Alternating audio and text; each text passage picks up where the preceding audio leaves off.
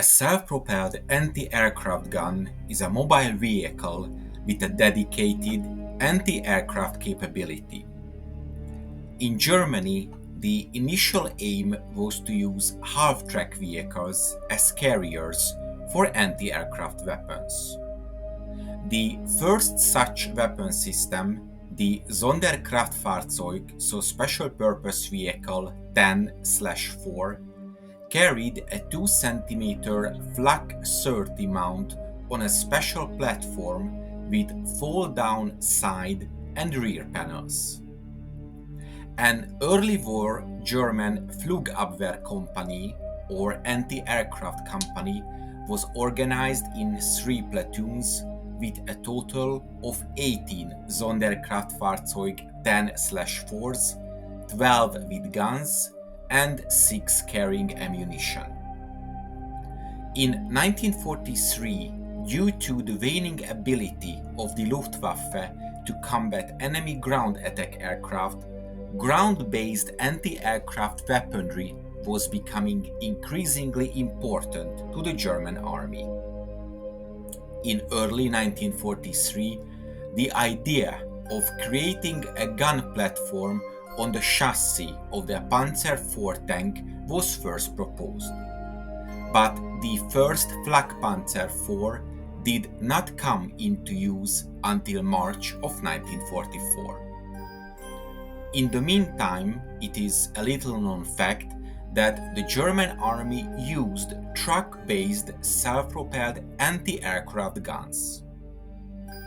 The Mercedes-Benz L4500 was a heavy-duty truck built by Daimler-Benz.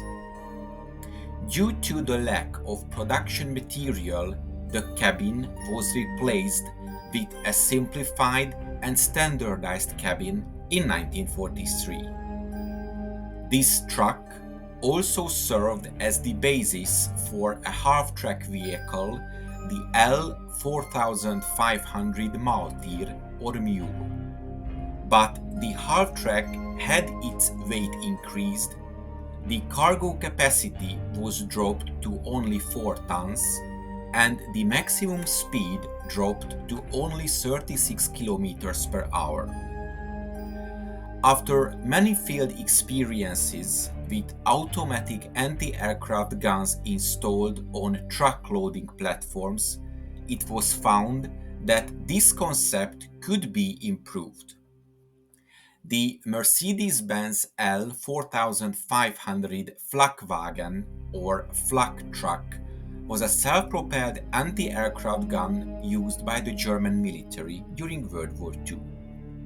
It was built by converting a standard Mercedes-Benz heavy-duty truck into an anti-aircraft vehicle by mounting a 3.7 cm Flak 36 anti-aircraft gun on the truck's bed. This cannon, which saw widespread use in World War II, was fully automatic, and the effective range was up to 4,200 meters. This was a cheap conversion of a standard heavy-duty truck that could guarantee an optimal defense to various German army units. However, the concept showed its limits due to the partial armor that protected only the most sensible parts of the truck, exposing the crew during the fighting. The anti-aircraft gun was mounted on a 360 degrees rotating base in the middle of the original cargo area behind the cabin. The original sidewalls were replaced with new ones lined with resistant wire mesh. During the preparation for firing, these sidewalls were folded at 90 degrees, freeing up space for the weapon's rotation and increasing the crew's circulation area. An effective anti-aircraft weapon needs stability in order to keep up with the fast trajectory of the target. To increase the stability of the gun during the sequence of shots, two supports were installed on each side at the end of the loading area. These supports were telescopic and folded downwards, resting on the ground and providing a stable platform for the gun firing. The same supports were folded upwards during vehicle displacement. Even after installing the nearly 2 tons of armament, there was still enough payload to armor the cabin. The frontal portion of the engine and radiator received armor in the form of a steel plate. The crew consisted of 4 to 5 men. In addition to the commander and driver, there were also a loader or two and a gunner. But it was not uncommon for larger crews, as a greater amount of loaders increased the weapon's rate of fire. The gunner and loaders were protected by the gun's own frontal shields. Only a minimal supply of ammunition was loaded aboard the vehicle for initial use. The rest of the ammunition was usually transported by trailer dragged by the anti-aircraft truck itself or by a standard cargo truck.